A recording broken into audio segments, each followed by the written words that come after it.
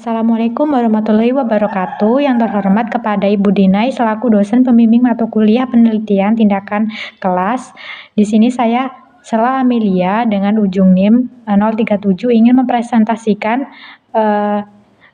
hasil penelitian saya, yaitu berjudul upaya meningkatkan pemahaman konsep IPAS pada materi peranku di lingkungan sekolah dan masyarakat melalui model kooperatif learning tipe STAD pada sekolah UPTD SDN 2 Bulurejo. Latar belakang masalah, pendidikan dasar memiliki peran penting dalam membentuk pemahaman konsep dan karakter siswa, khususnya melalui pembelajaran IPAS pada materi peranku di lingkungan sekolah dan masyarakat. Namun hasil observasi di kelas 4 UPTD SDN 2 Bulurejo menunjukkan bahwa pemahaman dan keaktifan siswa masih rendah, ditandai dengan partisipasi yang kurang, kesulitan mengaitkan materi dengan kehidupan sehari-hari, serta hanya 60% siswa yang mencapai KKM. Hal ini dipengaruhi oleh penggunaan metode pembelajaran yang masih konvensional seperti ceramah, sehingga siswa cenderung pasif. Oleh karena itu diperlukan model pembelajaran yang lebih inovatif. Salah satunya adalah kooperatif learning tipe STAD yang menekankan kerjasama kelompok dan tanggung jawab individu. Rumusan masalah dan tujuan penelitian. Rumusan masalahnya yaitu dari latar belakang di atas. Yang menjadi rumusan masalah dalam penelitian ini adalah apakah penerapan metode cooperative learning tipe STAD dapat meningkatkan pemahaman konsep siswa pada materi peranku di lingkungan sekolah dan masyarakat. Tujuan penelitian ini bertujuan untuk mengetahui penerapan metode cooperative learning tipe STAD dapat meningkatkan hasil belajar siswa dalam materi peranku di lingkungan sekolah dan masyarakat. Manfaat dalam penelitian ini dibagi menjadi dua bagian, yaitu yang pertama bagi siswa, yaitu untuk meningkatkan pemahaman konsep keaktifan belajar serta bekerja sama dalam berkelompok. Yang kedua, meningkatkan hasil belajar siswa menggunakan penerapan kooperatif learning tipe STAD dalam pembelajaran sehingga mengembangkan cara belajarnya. Yang kedua, bagi guru untuk mengetahui kelemahan atau kekurangan siswa dalam menerima materi menggunakan penerapan model kooperatif learning tipe STAD dan menjadi alternatif model pembelajaran yang efektif untuk meningkatkan kualitas pembelajaran IPA serta meningkatkan profesionalisme guru dalam mengelola kelas. Bab 2 yaitu kajian pustaka. Yang pertama ada hasil belajar kooperatif.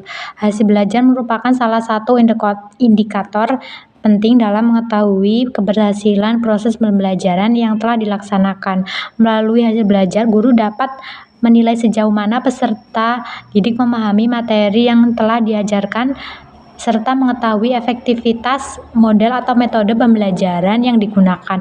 Oleh karena itu, hasil belajar tidak hanya berkaitan dengan nilai akhir siswa, tetapi juga mencakup perubahan perilaku, pengetahuan, dan keterampilan yang dimiliki siswa setelah mengikuti proses pembelajaran.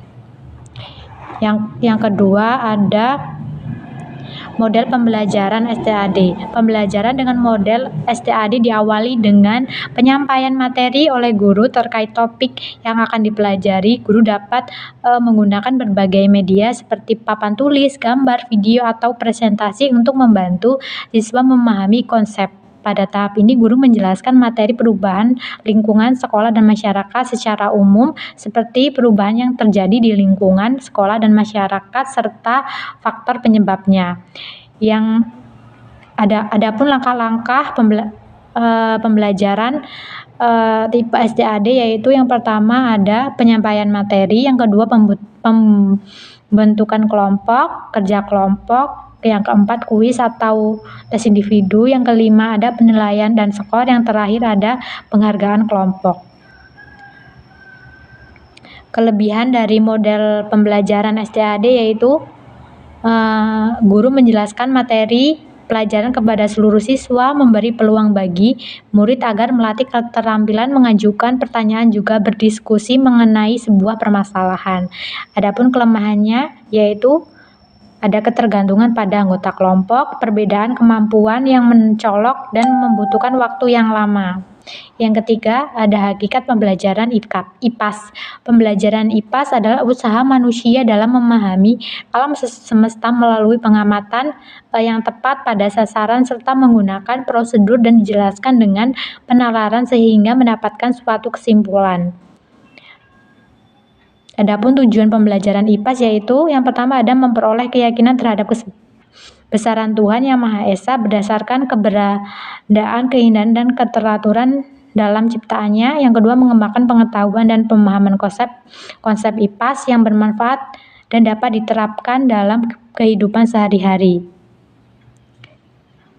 Yang keempat, ada materi peranku di lingkungan sekolah dan masyarakat. Manusia merupakan makhluk sosial yang tidak dapat hidup sendiri dalam kehidupan sehari-hari. Setiap individu memiliki peran dan tugas yang harus dijalankan dengan baik. Peran adalah kedudukan atau posisi seseorang dalam suatu lingkungan, sedangkan tugas adalah kewajiban yang harus dilakukan sesuai dengan peran tersebut.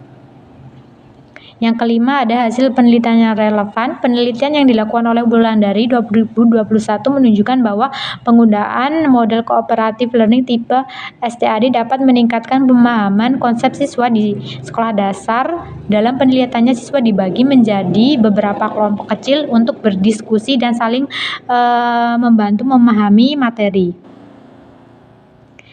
Yang terakhir ada hipotesis. Hipotesis tindakan merupakan dugaan sementara yang diajukan oleh peneliti berdasarkan kajian teori dan kerangka berpikir yang telah disusun. Hipotesis ini dalam penelitian di kelas menurut Ari Kunto 2022, hipotesis tindakan dalam penelitian tindakan kelas merupakan dugaan sementara yang mengenai hasil yang akan dicapai setelah dilaksanakan suatu tindakan tertentu dalam proses pembelajaran.